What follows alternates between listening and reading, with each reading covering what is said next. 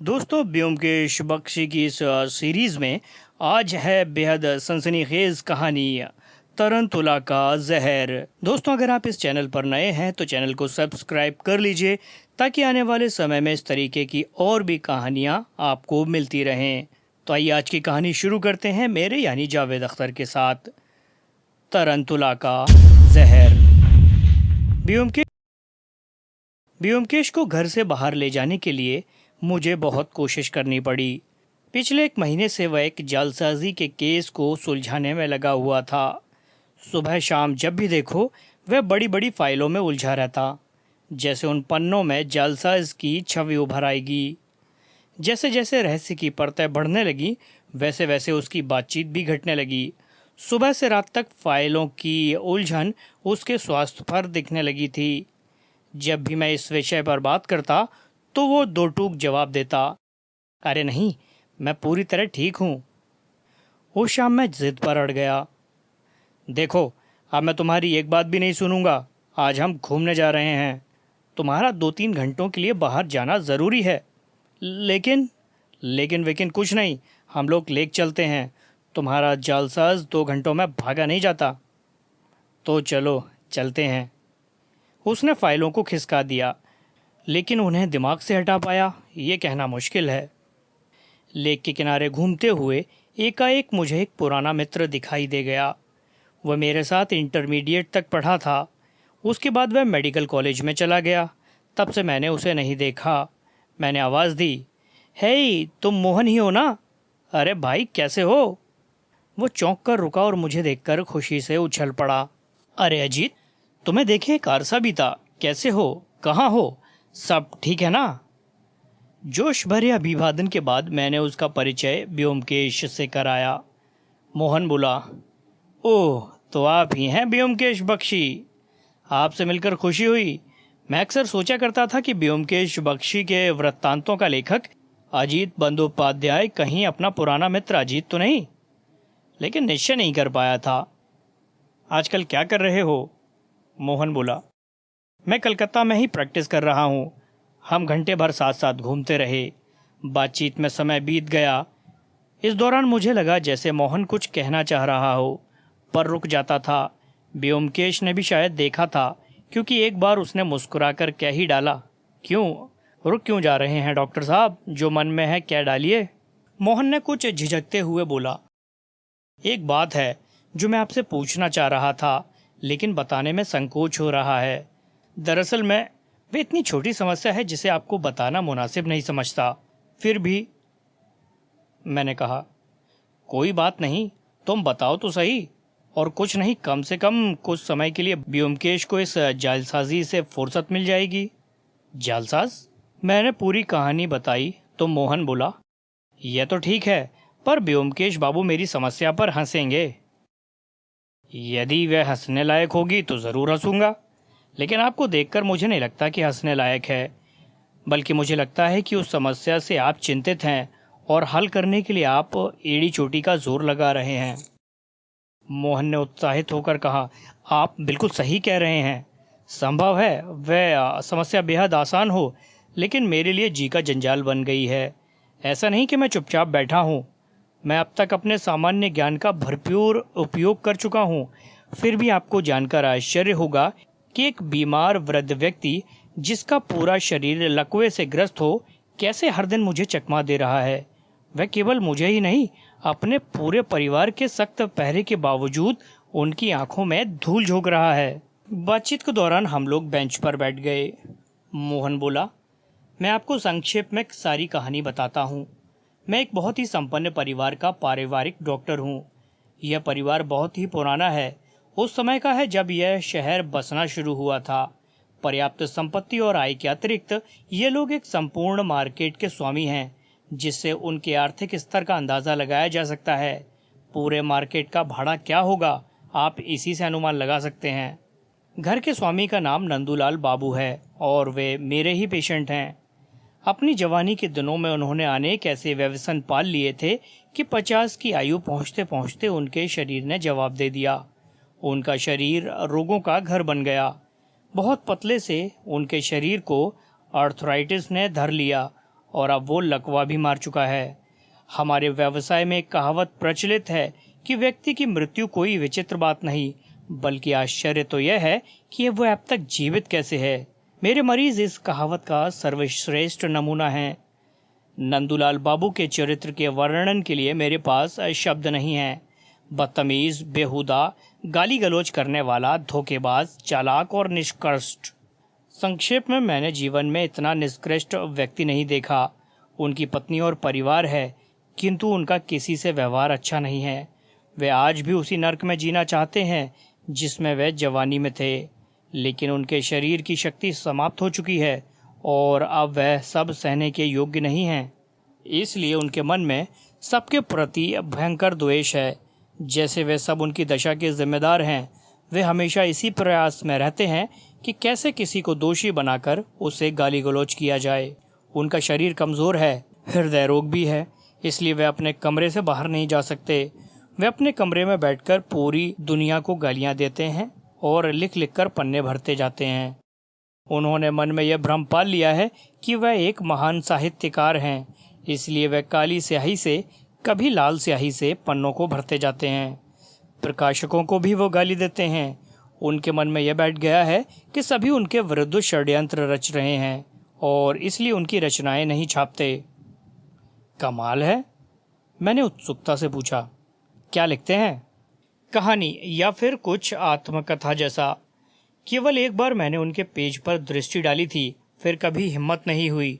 यदि तुम इस कूड़े करकट को पढ़ लो तो कोई देवता भी तुम्हें शुद्ध नहीं कर पाएगा। मैं दावे के साथ कह सकता हूँ, आज के प्रयोगात्मक युवा लेखक भी उसे पढ़कर बेहोश हो जाएंगे। व्योमकेश ने हल्की मुस्कान के साथ कहा, मैं कल्पना कर सकता हूँ उस चरित्र के बारे में, किंतु यह तो बताइए, दरअसल में समस्या है क्या? मोहन ने एक सिगरेट का पैकेट निकालकर हम दोनों के लिए सिगरेट पेश की और स्वयं एक जलाकर बोला, शायद आप सोच रहे होंगे कि ऐसे विचित्र व्यक्ति में कोई गुण नहीं हो सकते। वह एक अन्य गुण से संपन्न है और वह है भयंकर नशा। उसने सिगरेट के कई कश लगाने के बाद कहा, व्योमकेश बाबू, आपको तो ऐसे नशीले और दुष्चरित्र व्यक्तियों से पाला पड़ा होगा जो शराब, गांजा, कोकेन और ऐसे ही निष्कृष्ट नशों के आदी होते हैं, पर क्या आपने कभी सुना है कि कोई व्यक्ति मकड़ी का जूस पीता हो? मैं जोर से चौंक गया। क्या कहा? मकड़ी का जूस? अरे बाबा, ये क्या होता है? मोहन बोला, कुछ खास किस्म की मकड़ियां होती हैं जिनके शरीर से जहरीला जूस निकाला जाता है। व्योमकेश जैसे अपने आप से ही बोल रहा हो, उसके मुंह से निकल पड़ा, तरंतुला डांस। यह एक ज़माने में स्पेन में प्रचलित था। मकड़ी के काटने पर लोग घोड़े की तरह डांस करने लग जाते थे। यह बहुत ही घातक जहर है। मैंने इसके बारे में पढ़ा है, किंतु हमारे देश में मैंने इसका प्रयोग करते आज तक किसी को नहीं देखा। मोहन बोला, आपने सही कहा, तरंतुला डांस। ये तरंतुला जूस दक्षिणी अमेरिका की स्पेनिश अमेरिकी जनजातियों में काफ़ी प्रचलित है। तरंतुला का जहर एक घातक जहर है, लेकिन इसका छोटी मात्रा में प्रयोग स्नायु मंडल में बड़े जोरों की झनकार और सनसनाहट पैदा कर देता है और आप आसानी से अनुमान लगा सकते हैं कि जो व्यक्ति इस नशे का आदी हो वह इस नशे के बगैर कैसे रह सकता है। किंतु इसका लगातार प्रयोग घातक है। वह नशेड़ी निश्चित रूप से लकवे से मरता है। मैं निश्चय पूर्वक कह सकता हूँ कि नंदूलाल बाबू ने यह खूबसूरत शौक अपनी जवानी में शुरू किया होगा। बाद में चलकर जब उनका शरीर अपंग हो गया तब भी वे इसे छोड़ नहीं पाए। मुझे उनका फैमिली डॉक्टर बने लगभग 1 वर्ष हुआ। तब तक वे जहर के पक्के आदी बन चुके थे। पहला काम जो मैंने किया वह था उस पर रोक लगाना। मैंने उनसे स्पष्ट रूप से कह दिया कि यदि वे जीवित रहना चाहते हैं तो उन्हें यह नशा छोड़ना पड़ेगा। शुरू में काफ़ी नोकझोंक हुई। वो छोड़ने को तैयार नहीं थे और मैं उन्हें नशा करने नहीं देना चाहता था। अंततः मैंने कहा, मैं इस जहर को आपके घर में घुसने नहीं दूंगा। मैं देखता हूँ आप उसे कैसे ले पाते हैं। उन्होंने एक हंसी के साथ कहा, अच्छा ये बात है, तो ठीक है, मैं लेता रहूँगा, देखता हूँ तुम कैसे रोकते हो। और इस प्रकार युद्ध का श्री गणेश हो गया। परिवार के सभी सदस्य वस्तुतः मेरे साथ ही थे और इसलिए घर के अंदर एक मजबूत मोर्चाबंदी करना आसान हो गया। उनकी पत्नी और बेटों ने बारी बारी से उनके रूम पर पहरा देने का काम शुरू कर दिया। ताकि रूम के अंदर उस जहर को ले जाने का उपाय ही ना रह जाए। वह चूंकि स्वयं भी अपंग थे, इसलिए बाहर जाकर उसे लाना उनके लिए संभव नहीं था। इतनी मोर्चाबंदी तथा पहरेदारी के बाद फिलहाल तो संतोष हो गया, लेकिन वह सब बेकार ही रहा, क्योंकि इतना सब करने के बावजूद वे नशा करते ही रहे। कोई नहीं जान पाया कि वह कैसे करते हैं। पहले तो मुझे संदेह हुआ कि जरूर उनके परिवार के किसी सदस्य का ही काम है, इसलिए एक दिन मैं खुद पहरे पर बैठा। लेकिन ताज्जुब है कि उन्होंने मेरी पहरेदारी के बावजूद 3 बार जहर का सेवन किया। यह मुझे तब पता चला जब मैंने उनकी नब्ज की जांच की, लेकिन मैं ये नहीं जान पाया कि उन्होंने कब और कैसे वह जहर ले लिया। उसके बाद मैंने कमरे की बड़े यत्न से तलाशी ली, हर कोना और फर्नीचर छान मारा, सभी आगंतुकों के प्रवेश पर रोक लगा दी है, लेकिन मैं उनका नशा करने को रोक नहीं पाया हूँ। यही आज की स्थिति है। अब मेरी समस्या यह है कि मैं कैसे पता लगाऊं कि वह व्यक्ति मकड़ी का जहर कैसे पाता है और कब लोगों को चकमा देकर उसे गटक जाता है। इतना कहकर मोहन रुक गया। मैं ये नहीं जान पाया कि मोहन के वृत्तांत में कब व्योमकेश का मस्तिष्क वहां से हटकर कहीं और चला गया, क्योंकि जैसे ही मोहन ने बोलना समाप्त किया, व्योमकेश उठ खड़ा हुआ और अजीत से बोला, अजीत, चलो अब हम घर चलते हैं। मुझे एकाएक कुछ ख्याल आया है, और यदि मेरा अनुमान सही है तो। मैं समझ गया कि जालसाज फिर से उसके मस्तिष्क में आ गया है। हो सकता है उसने मोहन के वृत्तांत का अंतिम भाग सुना भी ना हो। मैंने कुछ निरुत्साहित तो होकर कहा, शायद तुम मोहन की कहानी पर ध्यान नहीं दे पाए हो। नहीं नहीं, मैंने वस्तुतः सारी कहानी पूरी सावधानी से सुनी है। यह समस्या वाकई विचित्र है, और मैं तो कहूँगा मैं भी इस चक्कर को समझ नहीं पाया हूँ, लेकिन इस समय मेरे लिए समय देना संभव नहीं हो पा रहा है। मोहन को इन बातों से शायद ठेस पहुंची थी, किंतु उसने अपने भावों को छिपाते हुए कहा, बिल्कुल सही है, छोड़िए उसे। आपको छोटे मोटे मामलों में उलझाना ठीक नहीं लगता, लेकिन इतना ज़रूर है कि यदि यह रहस्य खुल जाए तो संभवतः उस व्यक्ति का जीवन बच जाए। इससे ज़्यादा दुख और क्लेश क्या हो सकता है कि एक व्यक्ति को, चाहे वह पापी ही क्यों ना हो, आंखों के सामने जहर से मरता देखते रहें। व्योमकेश थोड़ा विचलित हो गया। उसने कहा, मैंने ये नहीं कहा कि मैं इस केस को नहीं देखूंगा। मुझे इस केस को सुलझाने के लिए कम से कम कुछ घंटे तो लगेंगे ही। फिर उस व्यक्ति को भी देखना चाहूँगा, उससे भेंट काफ़ी सहायक हो सकती है। किंतु ये सब मैं आज नहीं कर पाऊंगा। यह सही है कि नंदूलाल बाबू जैसे अजीब व्यक्ति को यूं ही मृत्यु का ग्रास बनने देना अपराध होगा, और मैं ऐसा नहीं चाहूँगा। आप निश्चिंत रहें, लेकिन इस समय मुझे फौरन अपने घर पहुँचना ज़रूरी है। मैं समझता हूँ मुझे जालसाज को पकड़ने के लिए एक बार कागज़ों पर नज़र दौड़ाना ज़रूरी है, इसलिए आज भर के लिए नंदू बाबू को शांति से अपनी खुराक लेने दीजिए। कल से मैं उनके जहर पर रोक लगा दूंगा। मोहन ने हंसकर उत्तर दिया, मुझे कोई समस्या नहीं, आप केवल मुझे समय दे दीजिए ताकि मैं आपको लेने के लिए कार भेज सकूं। व्योमकेश ने एक क्षण सोचकर कहा, मेरा एक सुझाव है, अजीत को अपने साथ जाने दीजिए, इससे आपकी उत्सुकता में फिलहाल राहत भी मिलेगी। एक बार अजीत को जाकर पूरा मुआयना कर लेने दीजिए, उसकी रिपोर्ट पर आज रात या कल सुबह आपकी समस्या का हल दे दूंगा। व्योमकेश का प्रस्ताव सुनकर मोहन के चेहरे पर निराशा की जो छाया दिखाई दी, वह किसी से छिप न सकी। व्योमकेश के स्थान पर अजीत का जाना, वह निराश हो गया। यह व्योमकेश ने भी देखा, इसलिए उसने स्थिति को स्पष्ट करते हुए कहा, अजीत चूंकि आपका मित्र है, इसलिए शायद आपका उस पर विश्वास जम नहीं रहा, लेकिन दिल छोटा ना कीजिए। अजीत पहले जैसा अजीत नहीं है, वह भी एक सफल अन्वेषी के साथ रहकर उनकी ऊंचाइयों तक पहुंच चुका है। मैं तो कहता हूँ संभव है कि अजीत स्वयं आपकी पहेली का हल खोज निकाले। किंतु इतनी तारीफ के बाद भी मोहन के चेहरे पर मायूसी छिपी नहीं, जैसे दिन भर बड़ी मछली की आस में बैठा कोई शिकारी शाम तक फंसी एक छोटी सी मछली को देखकर मायूस हो जाए। अंततः उसने कहा, ठीक है, अजीत ही चले मेरे साथ, किंतु यदि वह नहीं। निश्चिंत रहिए, यदि वह सफल नहीं हो पाया तो आप मुझ पर भरोसा रखिए। चलने से पहले व्योमकेश ने मुझे एक और बुलाकर कहा, ठीक से सभी चीज़ों का मुआयना कर जांच कर लेना, और हाँ, आने वाली डाक के बारे में पूछना ना भूलना। बरसों से व्योमकेश को अनेक गूढ़ रहस्यों को सुलझाते देखने के साथ साथ अनेक केसों में उसे मदद करने के बाद मुझे भी अब लगने लगा था कि आखिर यह ऐसा कौन सा गहन केस है जो मैं नहीं सुलझा सकता। मोहन ने जो मेरी क्षमता पर इतना संदेह व्यक्त किया था, उसने मानो न मानो मुझे भी आहत किया था और मैंने भी निश्चय कर लिया था कि इस समस्या का हल करके ही रहूंगा। इस निश्चय के साथ मैं मोहन के साथ चल दिया। हम लोगों ने बस पकड़ी और गंतव्य स्थान पर पहुंच गए। साथ ही अंधेरा घिर आया था। सड़क की रोशनी में मोहन आगे आगे चलता रहा। हम लोग सर्कुलर रोड पर कुछ देर चले होंगे कि मोहन ने दूसरे एक बड़े घर की ओर इशारा करते हुए कहा, यही घर है। घर के बाहर लोहे का विशाल गेट था। सिर्फ बाहर खड़े दरबान ने मोहन को सलाम किया, किंतु मुझे रोक लिया। सर, आप नहीं जा सकते।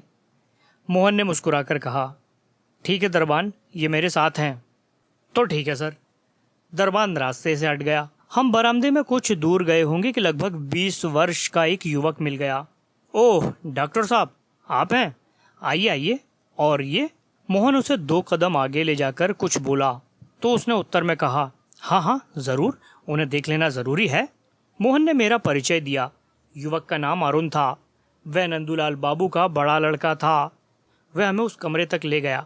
बीच में 2 कमरे थे। तीसरे दरवाजे पर जाकर उसने खटखटाया। उसके बाद भीतर से एक कठोर स्वर गुर्राया, कौन है? मुझे परेशान मत करो, मैं लिख रहा हूँ। अरुण ने कहा, पिताजी मैं अरुण हूँ, डॉक्टर साहब आए हैं। अबे जरा दरवाज़ा खोल दो। दरवाजे को खोलने वाला शायद अरुण का छोटा भाई था। उसकी आयु करीब 18 वर्ष होगी।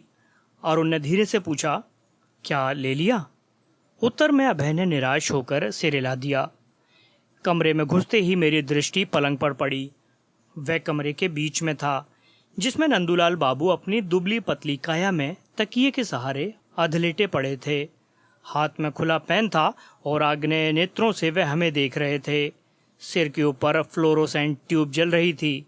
बगल में टेबल लैंप से रोशनी हो रही थी, जिसके प्रकाश में उस व्यक्ति को स्पष्ट देखा जा सकता था। उसकी आयु करीब 52-53 होगी, लेकिन बाल पूरे सफ़ेद हो गए थे। त्वचा पीली, कद छोटा। शरीर का मांस लगभग सूख चुका था, जिसके कारण उसके चेहरे के दोनों ओर की हड्डियां उठकर नुकीली हो गई थीं और उनकी तोते जैसी नाक होठों तक झुकाई थी।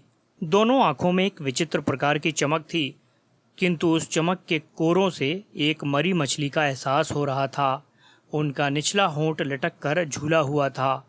कुल मिलाकर उनकी आकृति पर एक मृत व असंतुष्ट जिजीविषा की प्रतिछाया लगती थी। उस प्रेतात्मा जैसे शरीर का अवलोकन कर मैंने देखा, उसका दायां हाथ रह रहकर थिरक जाता है। मरे हुए मेंढक के किसी अंग पर बिजली का तार छू जाने से जैसे वह एकदम उछलकर दूर गिरता है, वैसे ही उनका दायां हाथ रह रहकर उछल जा रहा था। नंदूलाल बाबू द्वेषपूर्ण निगाहों से मुझे निरंतर घूर रहे थे। ऊंची गुर्राती आवाज में गरजे, डॉक्टर, तुम्हारे साथ ये कौन है? क्यों आया है यहाँ? इससे कहो यहाँ से चला जाए, एकदम अभी। मोहन ने मुझे देखकर संकेत में कहा कि इनकी बातों पर कान न दें। उसके बाद उसने पास जाकर पलंग पर फैले कागजों को एक ओर सरकाकर अपने बैठने की जगह बनाई और उनकी कलाई हाथ में लेकर नब्ज जांचने लगा। नंदूलाल बाबू विशैली हंसी के साथ कभी मुझे देखते, कभी डॉक्टर को। उनका दायां हाथ वैसे ही एक एक बार थिरक जाता था। एक क्षण मोहन ने उनकी कलाई छोड़ते हुए कहा, तो आपने फिर जहर ले लिया? हाँ, ले लिया। तो तुम्हें क्या? तुम्हें क्यों दर्द होता है? मोहन ने अपने होठ चबाते हुए कहा, यह करके आप खुद को ही बर्बाद कर रहे हैं, और यही बात आप नहीं समझ रहे हैं। आपने अपने मस्तिष्क को जहर से सड़ा दिया है। नंदूलाल ने व्यंग करते हुए मजाक किया। अच्छा, ऐसा है? मैंने अपने मस्तिष्क को सड़ा दिया है? वाह, क्या बात है। लेकिन आपका मस्तिष्क तो चुस्त दुरुस्त है ना? तो तुम पकड़ क्यों नहीं लेते? मेरे चारों ओर तो तुमने पैरा लगा रखा है, फिर क्यों नहीं पकड़ते? उनके चेहरे पर एक विकृत मुस्कान तैर गई। मोहन उठते हुए हताश स्वर में बोला, आपसे बात करना ही फजूल है। मैं समझता हूँ आपको आपके हाल पर ही छोड़ देना चाहिए। नंदूलाल बाबू बेहुदा मजाक करते रहे। शर्म नहीं आती डॉक्टर? तुम अपने को आदमी कहते हो? पकड़ लो मुझे या फिर इसे चूसो। उन्होंने चिढ़ाते हुए अपना अंगूठा दिखाया। इतना भोंडा मजाक अपने बेटों के सामने? मेरे भी बर्दाश्त से बाहर हो रहा था। मोहन का धैर्य भी अब समाप्त हो चुका था। उसने कहा, ठीक है अजीत, देखकर जो भी अपना मुआयना करना चाहते हो कर लो, यह सब अब सहन नहीं होता। नंदूलाल बाबू का अब तक का घटिया मजाक एकाएक रुक गया। उन्होंने मेरी ओर विशैली आंखों से देखते हुए कहा, तुम कौन होते हो? तुम कर क्या रहे हो मेरे घर में? जब उन्हें कोई उत्तर नहीं मिला तो वे बोले, तुम अपने को बड़े तीसमार खां समझते हो, है ना? कान खोलकर सुन लो, तुम्हारी चालें यहाँ नहीं चलेंगी। तुम भागो यहाँ से, अन्यथा मैं पुलिस को बुलाता हूँ। सब चोर उचक्के आवारा बदमाश इकट्ठा हो गए हैं यहाँ। उन्होंने मोहन को भी अपनी गालियों में समेट लिया। हालांकि मेरे आने का मकसद नहीं भांप पाए, किंतु उन्हें शक जरूर हुआ था। अरुण अब पछता रहा था। धीरे से मेरे कान में बोला, इनकी बातों पर ध्यान न देना। एक बार जहर का नशा करने के बाद ये पागल हो जाते हैं। मैंने सोचा कि जो नशा आदमी के विकृत और घिनौने स्वरूप को दिखा सकता है, वह कितना घातक होगा। कौन ऐसा व्यक्ति होगा जो मनुष्य की इस निम्न और विकृत अवस्था पर नियंत्रण लगा सकता है? आदमी किस नराधम स्थिति में गिर सकता है? व्योमकेश ने मुझे सारे तथ्यों को अच्छे से जांचकर मुआयना कर लेने को कहा था, इसलिए मैं मन ही मन कमरे की सभी वस्तुओं की सूची बनाने में लगा। कमरा काफी बड़ा था, जिसमें कुछ चीजें थीं, जैसे पलंग, कुछ कुर्सियां, अलमारी और एक छोटी बेड साइड टेबल। मेज पर टेबल लैंप के अलावा कागज, पेन आदि लेखन सामग्री थी। लिखे हुए कागज फैले हुए थे। मैंने एक कागज को उठाकर पढ़ने की चेष्टा की, पर 2-3 लाइनों के बाद मुझसे पढ़ा ही नहीं गया। सब अश्लील बातों से भरा हुआ था। मोहन सही कह रहा था, उनका लेखन एमिल जोला जैसे लेखक को भी शर्मसार कर देगा। लेखक महोदय ने एक कमाल और किया। कुछ मजेदार लाइनों पर ध्यान आकर्षित करने के लिए उन्हें लाल स्याह से मार्क कर दिया। सच में मैंने अपने जीवन में ऐसा निष्कृष्ट और घृणित मस्तिष्क नहीं देखा। अपनी उबकाई को रोकते हुए मैंने उस व्यक्ति को देखा, लेकिन तब तक वह अपने लेखक कर्म में व्यस्त हो चुका था। उसका पार्कर पेन तेजी से लिखता जा रहा था। पेन स्टैंड में एक और मार्कर पेन रखा था, जो संभवतः उस लेखन के रुकने की प्रतीक्षा कर रहा था, जब शायद वह अपनी रसिक लाइनों को मार्क करे। और ठीक वही हुआ। जैसे ही पेज समाप्त हुआ, उसने लाल स्याही वाला मार्कर पेन उठाकर बड़े मनयोग से कुछ लाइनों को मार्क करना चाहा, किंतु चूंकि स्याही समाप्त हो गई थी, इसलिए उन्होंने स्टैंड में रखी लाल स्याही की दवात से अब फिर से स्याही भरी और अपने काम में लग गए। मैंने अपना ध्यान अब दूसरी ओर लगाया। अलमारी में कुछ अधभरी दवाइयों की बोतलों के अलावा और कुछ नहीं था। मोहन ने बताया, दवाएं उसने दी हैं। कमरे में 2 दरवाजे और खिड़कियां थीं। एक दरवाज़ा जिससे हम अंदर आ जाएं, दूसरा मुझे बताया गया बाथरूम में खुलता है। मैंने बाथरूम में जाकर देखा, सामान्य जैसा ही था। तौलिया, साबुन, तेल, टूथपेस्ट आदि के अतिरिक्त कुछ नहीं था। खिड़कियां मुझे बताया गया कभी नहीं खुलती, हमेशा बंद ही रहती हैं। मैंने देखा, लेकिन मस्तिष्क खाली ही रहा। मैंने सोचा क्यों ना दीवारों को खटखटा कर देखूं, लेकिन फिर यह सोचकर रुक गया कि संभव है लोगों का उनमें कोई गुप्त वॉल्ट या खजाना हो। एकाएक मेरी निगाह दीवार के आले में रखे चांदी से निर्मित इत्र होल्ड पर पड़ी। उसमें सुई रखी हुई थी। मैंने उसे उठाकर देखा और आहिस्ता से अरुण से पूछा, क्या ये इत्र का उपयोग करते हैं? हचकचाते हुए उसने सिर हिला दिया। कह नहीं सकता, यदि करते होते तो उनका शरीर महकता। ये कब से है यहाँ? ओह, मुझे याद है, ये पिताजी स्वयं खरीद कर लाए थे। मैंने मुड़कर देखा। नंदूलाल बाबू लेखन रोककर मुझे घूर रहे थे। उत्सुकता से मैंने रुई के टुकड़े को इत्र में भुगूकर अपनी पॉकेट में रख लिया। अंत में मैंने पूरे कमरे को एक भरपूर नजर से देखा। नंदूलाल बाबू की नजर बराबर मेरा पीछा कर रही थी। उनके चेहरे पर अब भी व्यंग भरी मुस्कान थी। हम लोग बाहर बरामदे में आकर बैठ गए। मैंने कहा, मैं आप सब लोगों से कुछ प्रश्न करना चाहता हूँ, कृपया सही सही उत्तर दें। अरुण बोला, अवश्य, आप पूछिए। मैंने पूछा, क्या आप लोग निरंतर पहरेदारी करते हैं? और कौन है जो इसमें शामिल है? अभय है, माँ और मैं। हम बारी बारी से पहरे पर बैठते हैं। हम नौकर या किसी अन्य बाहर के व्यक्ति को अंदर जाने नहीं देते। क्या किसी ने इन्हें कभी नशा लेते हुए देखा है? नहीं, हमने कभी नहीं देखा, लेकिन जब जब लेते हैं हमें पता लग जाता है। क्या किसी ने देखा है कि वह जहर कैसा होता है? जब वह खुलकर लिया करते थे तब मैंने देखा था, वह सफेद पारदर्शी पानी जैसा तरल पदार्थ है जिसे पहले होम्योपैथी दवा की बोतल में रखा जाता था। वह फलों के जूस में उसके कुछ बूंदे डाल देते थे। आप निश्चित रूप से कह सकते हैं कि वैसी बोतल उनके कमरे में अब नहीं है? जी हाँ, निश्चित रूप से। हमने कमरे को हर प्रकार से छान मारा है। तब जाहिर है वह कहीं से आता है। कौन लाता होगा? अरुण ने सिर हिलाते हुए कहा। हमें नहीं मालूम। क्या आप तीनों के अलावा कोई अन्य व्यक्ति कमरे में नहीं घुसता? सावधानी से सोचिए। नहीं, डॉक्टर के अलावा कोई और नहीं है। मेरी जांच जैसे समाप्त हो गई। इससे अधिक मैं और पूछता भी क्या। मैं तसल्ली में बैठकर सोचने लगा कि क्या पूछा जा सकता है। एकाएक ब्योमकेश की बात याद आ गई और नए सिरे से पूछना शुरू किया, क्या इनके डाक से पत्र आते हैं? नहीं, पार्सल या कुछ और? तब अरुण ने उत्तर दिया, हाँ, सप्ताह में एक बार उनके नाम रजिस्टर्ड लिफाफा आता है। उत्सुकतावश मैं आगे झुक गया। कहाँ से आता है? कौन भेजता है? अरुण का सिर संकोच में शर्म से झुक गया। नहीं, कलकत्ता से ही आता है। भेजने वाली महिला है, रेबिका लाइट। मैंने कहा, ओह, तो ये बात है। क्या आप लोगों में से किसी ने देखा है कि उसमें क्या होता है? हाँ, अरुण ने उत्तर देते हुए मोहन की ओर देखा। तो क्या होता है उसमें? मैंने उतावले स्वर में पूछा। कोरे कागज। हाँ, कुछ कोरे कागज फोल्ड करके रखे होते हैं, बस, और कुछ नहीं। और कुछ नहीं? मैंने अचंभे से दोहराया। नहीं। मैं कुछ पलों के लिए भौचक्का गुमसुम रह गया। फिर दोबारा से पूछा, क्या निश्चित रूप से कह सकते हो कि उस लिफाफे में और कुछ नहीं होता? अरुण मुस्कुराकर बोला, नहीं, यद्यपि पिताजी स्वयं हस्ताक्षर कर पत्र लेते हैं, पर खोलता मैं ही हूँ। उन कोरे कागजों के अलावा उसमें कुछ भी नहीं होता।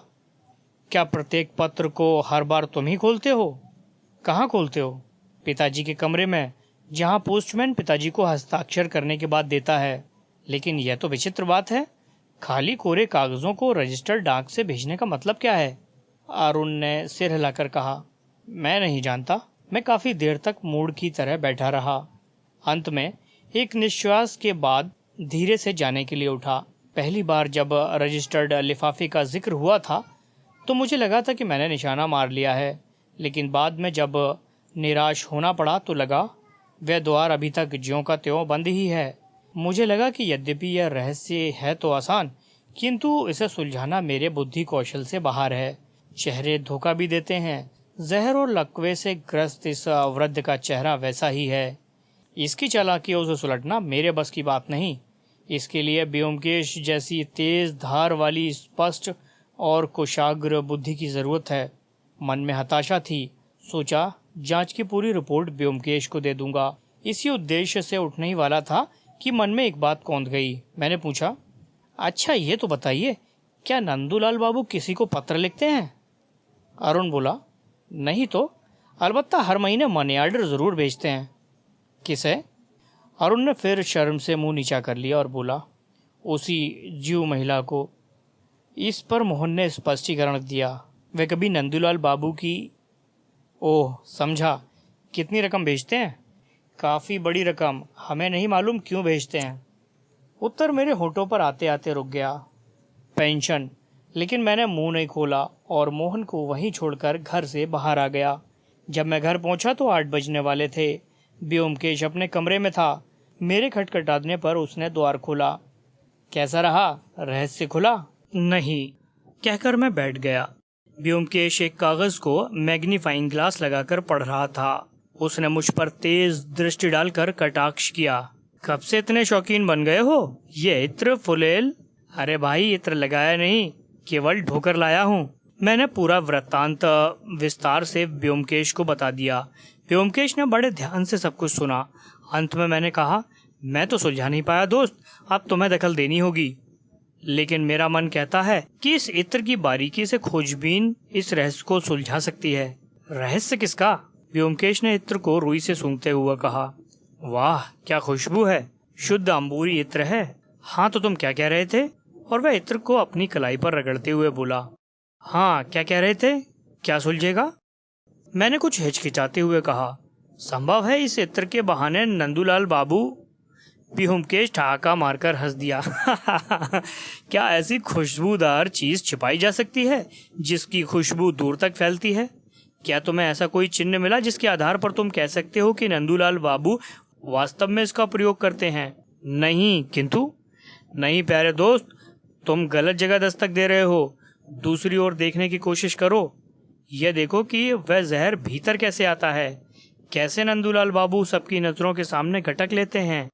कोरे कागज रजिस्टर्ड पोस्ट से क्यों आते हैं। उस महिला को पैसा क्यों भेजा जाता है। इन सब बातों पर तुमने ध्यान दिया? मैंने निराश स्वर में कहा, मैंने इन सभी बातों पर सोचा है, लेकिन रहस्य का हल खोज लेना मेरे बस की बात नहीं। फिर से सोचो, ध्यान लगाकर सोचो। बस की बात नहीं है का क्या मतलब है? हताशा से हताशा ही मिलती है, ये तुम भी जानते हो। एक बार फिर से गहराई में डूबकर सोचो। जब तक हल न मिले तब तक सोचते रहो। इतना कहकर उसने फिर लेंस को उठा लिया। मैंने पूछा, तुम कब जाओगे? मैं भी सोच रहा हूँ, लेकिन गहराई से नहीं सोच पा रहा हूँ। यस जालसाज। और फिर से वो मेज पर झुक गया। मैं उठकर ड्राइंग रूम में आ गया। आराम कुर्सी पर लेटकर दोबारा सोचने लगा। जो भी हो, इतना मुश्किल तो नहीं लगता, और ऐसा लगता है कि मैं यह सुलझा भी सकता हूँ। शुरुआत फिर से की जाए। कोरे कागज रजिस्टर्ड पोस्ट से क्यों? क्या उन कागजों में किसी गुप्त स्याही से लिखा कोई संदेश है? यदि वह भी है तो उससे नंदूलाल बाबू को क्या लाभ? उससे उन्हें जहर की खुराक कैसे मिलती है? चलो मान लिया कि जहर कमरे में नंदूलाल तक पहुंच भी जाता है, पर उसे छुपाते कहाँ हैं और कैसे? होम्योपैथिक दवा की बोतलों में कैसे रखते हैं इतनी नजरों के सामने? और फिर उनके कमरे की जांच पड़ताल के लिए लोग भी तो आते जाते रहते हैं, वह कैसे करते हैं ये सब? इन तमाम सवालों पर गहन चिंतन करते हुए अब तक मैं 5 चेरूट पी चुका था, किंतु मैं एक प्रश्न का भी उत्तर नहीं खोज पाया था। मैंने अंततः उम्मीद छोड़ ही दी थी कि एकाएक फिर एक विचार सूझा। मैं उठकर सीधा हो गया। क्या ऐसा संभव है? और क्यों नहीं संभव हो सकता? सोचने में अजीब जरूर है, लेकिन हो भी सकता है। ब्योमकेश भी कहता है कि यदि समस्या का एक तथ्यात्मक रास्ता निकल सकता है, भले ही वह अटपटा क्यों ना हो, उस पर चलना ही बुद्धिमानी है। इस मामले में वही रास्ता अपनाना चाहिए। मैं ब्योमकेश के पास जाने ही वाला था कि वह स्वयं आ गया। उसने मेरे चेहरे को देखा तो उत्सुकतावश पूछा, क्या कोई सुराग मिला? हाँ, लगता तो है। वाह, बताओ क्या है? जब बताने की बारी आई तो मुझे कुछ हिचकिचाहट हुई, लेकिन मैंने उसे दरकिनार करते हुए कहा, देखो, मुझे अभी अभी याद आया कि मैंने नंदूलाल बाबू की दीवारों पर मकड़ियों को देखा था। मुझे लगता है कि वह उन्हें पकड़कर खा जाते हैं। ब्योमकेश की हंसी फूट पड़ी। अजीत, तुम सच में एक महान विद्वान हो। तुम्हारा कोई जवाब नहीं। अरे भाई, ये दीवारों की मकड़ियां यदि इन्हें खा भी लेता है तो शरीर पर कुछ दानों के अलावा कुछ नहीं होता, कोई नशा नहीं होता, समझे? आहत स्वर में मैंने कहा, ठीक है, तुम ही क्यों नहीं ढूंढ लेते? ब्योमकेश गंभीर मुद्रा में कुर्सी पर बैठ गया। उसने एक चेरूट सुलगा कर पूछा, क्या तुम समझ पाए हो कोरे कागज डाक से क्यों आते हैं? नहीं। क्या तुमने सोचा कि वह जीव महिला को हर महीने क्यों भुगतान जाता है? नहीं। क्या तुम अब तक यह नहीं सोच पाए हो कि नंदूलाल बाबू अश्लील कहानियों में कुछ लाइनें क्यों अंडरलाइन करते हैं? नहीं। पर क्या तुम सोच पाए? हाँ, शायद। कहते हुए ब्योमकेश ने चेरूट का एक जोरदार कश लगाया। उसकी आंखें बंद थी। लेकिन जब तक एक तथ्य के बारे में पूरी तरह निश्चित नहीं हो जाता, मैं कुछ भी कहने की स्थिति में नहीं हूँ। क्या है वह तथ्य? मैं जानना चाहता हूँ कि नंदूलाल बाबू की जीभ का रंग कैसा है। मुझे लगा वह मेरा उल्लू खींच रहा है। रूखी आवाज में मैंने कहा, क्या मेरा मजाक उड़ा रहे हो? मजाक? ब्योमकेश ने चौंक कर आंखें खोली और मेरे चेहरे के भावों को पढ़कर बोला, तुम तो नाराज हो गए। सच में मैं मजाक नहीं कर रहा। पूरा रहस्य केवल नंदूलाल बाबू की जीभ के रंग पर ही निर्भर कर रहा है। यदि रंग लाल है तो मेरा अनुमान सही है। यदि वह लाल नहीं है, यह तुमने देखने की कोशिश नहीं की है ना? नहीं, मैंने उनकी जीभ का रंग देखने की कोशिश नहीं की, व्योमकेश ने हंसकर कहा, जबकि यह देखना पहला काम होना चाहिए था। चलो कोई बात नहीं, एक काम करो, नंदूलाल बाबू के बेटे को फोन करके पूछ लो, वह सोचेगा मैं मजाक कर रहा हूँ। व्योमकेश ने हाथों को हिलाया और एक कवि के अंदाज में बोलने लगा, डरना क्या, घबराना क्या, हिम्मत है तो रुक जाना कैसा। मैं दूसरे कमरे में गया, फोन का नंबर ढूंढकर फोन किया। मोहन अभी तक वहीं था। उसी ने फोन उठाया और जवाब में बोला, मैंने तुम्हें यह नहीं बताया था क्योंकि मैंने नहीं सोचा था यह जानकारी इस रहस्य में कोई मायने भी रखती होगी। उसने कहा, नंदूलाल बाबू की जीभ का रंग सुर्ख लाल है। यह कुछ अटपटा जरूर है क्योंकि वह पान वगैरह तो खाते नहीं, लेकिन तुम ये क्यों पूछ रहे हो? मैंने व्योमकेश को इशारे से बुलाया। उसने पूछा, रंग लाल ही है ना? तो मिल गया। उसने फोन को लेते हुए कहा, डॉक्टर साहब, अच्छा हुआ कि आप मिल गए, आपकी समस्या सुलझ गई। हाँ, अजीत ने ही सुलझाई है, मैंने तो केवल थोड़ी मदद की है। मैं तो आप जानती ही हैं, उस जालसाज के केस में फंसा हुआ था, उसे भी मैंने सुलझा लिया है। अब आपको अधिक कुछ नहीं करना है, केवल लाल स्याही की दवात और पेन को उस कमरे से हटा दीजिए। हाँ, बस ठीक है, यही। आप अब समझ गए होंगे और कल समय निकालकर हमारे यहाँ आ जाइए, मैं पूरा खुलासा विस्तार से समझा दूंगा। नमस्कार। जरूर, मैं आपका आभार अजीत तक पहुंचा दूंगा। मैंने आपसे नहीं कहा था कि उसका मस्तिष्क आजकल तेज धार की तरह हो गया है? और ब्योमकेश ने हंसते हुए फोन रख दिया। ड्राइंग रूम में लौटते पर मैंने जरा कठोर होते हुए कहा, मैं सोच रहा हूँ, मुझे भी टुकड़ों टुकड़ों में हल सूझ रहा है, पर तुम विस्तार पूर्वक मुझे बताओ कि तुमने कौन सा तरीका अपनाया। ब्योमकेश घड़ी देखकर बोला, खाने का समय हो गया है, पोतीराम कभी भी बुला सकता है। फिर भी चलो संक्षेप में तुम्हें बताता हूँ। तुम शुरू से ही गलत मार्ग पर चले हो। पहला प्रमुख काम यह पता लगाना था कि वह जहर कमरे में घुसता कैसे है। उसके पैर तो है नहीं जो चलकर वहां पहुंचे, जाहिर है उसको लाने वाला कोई है। वह कौन है? 5 लोग अंदर जाते हैं, डॉक्टर, 2 लड़के, पत्नी और एक अन्य व्यक्ति। ये 4 व्यक्ति तो लाएंगे नहीं, तो रहा वह 5वां व्यक्ति। यह 5वां व्यक्ति कौन है? यह 5वां व्यक्ति पोस्टमैन है। वह सप्ताह में एक बार आता है और जहर उसके जरिए कमरे में पहुंचता है, लेकिन लिफाफे में कोरे कागज के अलावा तो कुछ होता नहीं। यही तो चालाकी है। सब लोग यही सोचते हैं कि लिफाफे में शायद जहर भी होता हो, इसलिए लोगों का ध्यान पोस्टमैन पर नहीं जाता। पर यह पोस्टमैन बहुत तेज आदमी है। वह कब स्याही की दवात बदल देता है, किसी को पता नहीं लगता। रजिस्टर्ड पोस्ट से कोरे कागज भेजने का उद्देश्य केवल पोस्टमैन को नंदूलाल बाबू के कमरे में प्रवेश कराना है। और फिर तुमने अपनी जांच में एक और भूल यह की कि महिला को भेजे जाने वाले पैसे को तुमने पेंशन मान लिया। यह परंपरा कहीं भी नहीं रही। यह रकम जहर की कीमत है जो वह महिला पोस्टमैन के जरिए नंदूलाल बाबू तक पहुंचाती है। अब देखो, जहर नंदूलाल बाबू को हाथों में कैसे पहुंच जाता है और कोई शक भी नहीं करता, लेकिन कमरे के अंदर भी निरंतर पहरा रहता है, तो कैसे वह उसे खा लेता है? और यहीं पर उनका लेखन काम में आता है। कागज और कलम, स्याही, सब कुछ वही है जहर के लिए। उन्हें कहीं भी जाने की जरूरत नहीं है। यह काम वह बैठे बैठे ही कर लेते हैं।